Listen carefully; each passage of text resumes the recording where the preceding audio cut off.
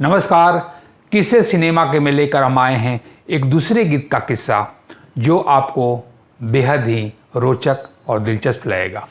हुआ यह था कि राज खोसला एक फिल्म बना रहे थे ब्लैक एंड वाइट, और ब्लैक एंड वाइट फिल्म जब उन्होंने बनाना शुरू किया तो उसमें संगीत बहुत ही उम्दा होना चाहिए। इसके लिए उन्होंने उस समय के सबसे बेहतरीन संगीतकार मदन मोहन को हायर करते हैं, और मदन मोहन उस समय अपने पीक पर हैं। उनका किस्मत का सितारा जो है चमक रहा होता है।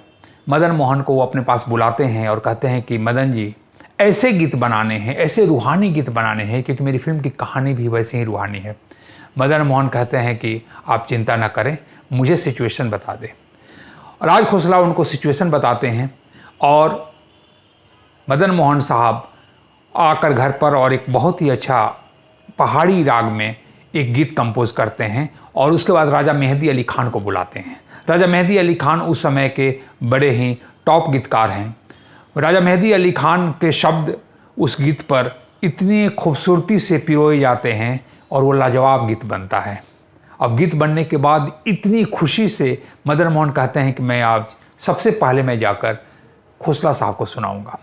दिन में वो खोसला साहब के यहाँ पहुँचते हैं और मालूम नहीं खोसला साहब का उस दिन मूड जो है वो बिगड़ा हुआ है। वो फ़ोन पर किसी से झगड़ रहे हैं।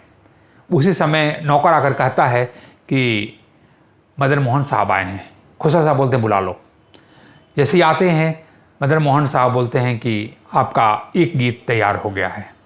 खोसला साहब कहते हैं सुनाओ भाई, क्या गीत है। और जैसे ही वो गीत सुनाते हैं खोसला साहब भड़क जाते हैं। यही गीत बनाने के लिए मैंने बोला था, ये वो गीत है, ये वो रूहानी गीत है जिसकी मैंने आपसे चर्चा की थी। ये बकवास गीत है, इसको ले जाकर खार के खाड़ी में फेंकाइए। और बहुत ही आहत होकर मदन मोहन साहब वहाँ से निकलते हैं, और उनको पूरा विश्वास है कि यह गीत हिंदुस्तान के दिलों पर राज करने वाला एक गीत है। ये गीत जो है टॉप 10 में बनेगा बिनाका के। लेकिन अब उनके पास कोई चारा नहीं है। 3 दिन बाद वो फिल्म के हीरो मनोज कुमार के पास पहुंचते हैं और बोलते हैं कि गीत मैंने बनाया है लेकिन खोसला साहब को पसंद नहीं आया। मनोज कुमार बोलते हैं गीत सुनाइए आप मुझे। जब उन्होंने गीत सुनाया तो मनोज कुमार उछल जाते हैं, बोलते हैं कि इतना बेहतरीन गीत को खोसला साहब कैसे रिजेक्ट कर सकते हैं, ये गीत तो मेरे फिल्म में होनी ही चाहिए। बोले कि अब आप ही समझाइए। बोले चलिए मेरे साथ। मनोज कुमार अपना फिएट निकालते हैं, उसके साथ मदन मोहन बैठते हैं और दोनों फिर राज खोसला के ऑफिस पहुंचते हैं। राज खोसला साहब बोलते हैं अरे मेरा स्टार जो है आज ऑफिस में। बोले कि आपसे एक शिकायत है। क्या? बोला मदन मोहन साहब ने एक गीत बनाया है, इसको सुनिए। और मदन मोहन फिर से गीत जब सुनाते हैं तो खड़े होकर राज खोसला साहब जो है तालियां बजाने लगते हैं।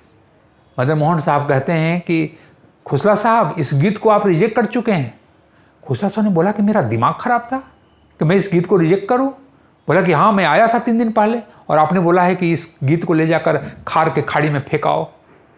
और वो माफ़ी मांगते हैं, बोलते हैं कि पता नहीं मेरा उस दिन मूड ख़राब होगा, ये गीत तो हिंदुस्तान के दिलों पर राज करेगा। और वो फिल्म थी वो कौन थी, और गाने का बोल था लग जा गले कि फिर हंसी रात हो न हो।